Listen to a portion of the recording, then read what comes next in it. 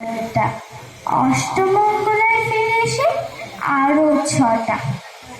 এত শাড়ি সে জীবনে দেখেন।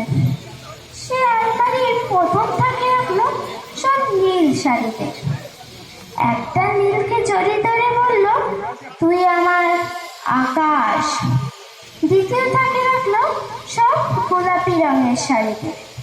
একটা গোলাপিকে জড়িয়ে ধরে বলল, তোর নাম অভিমান।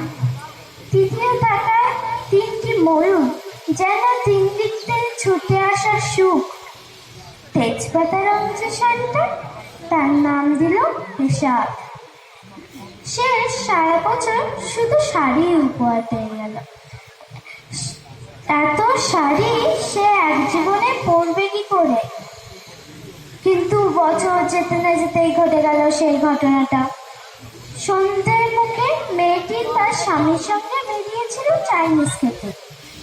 3 জন কাপড়ের ভাতা এসে দাঁড়ালো। স্বামী তলপেটে ঢুকে গেল 12 ইঞ্চি। উপর থেকে নিচ, নিচ থেকে ডান দিক, যাকে বলে এল, পড়ে রইল খাবার। চিলি ফিস থেকে তখনও ধোয়া হচ্ছে। এর নাম রাজনীতি, বলেছিল পাড়ার লোকেরা। বিয়েতে 51টা শাড়ি পেয়েছিল মেয়েটা। অষ্টমঙ্গলায় ফিরে এসে আরো 6টা। একদিন দুপুরে শাশুড়ি যখন ঘুমিয়ে, সে তার সব শাড়ি 6তলার বারান্দা থেকে ছড়িয়ে দিল নিচের পৃথিবীতে। শাশুড়ি তাকে পরিয়ে দিয়েছে সাদা থান। একটা 19 বছরের মেয়ে, সে একা। সেই থানও এক ঝটকায় খুলে নিল পাড়ার মনে 3 জন। একটা সদ্য নগ্ন বিধবা মেয়ে দৌড়চ্ছে আর চিৎকার করছে, বাঁচাও বাঁচাও বাঁচাও।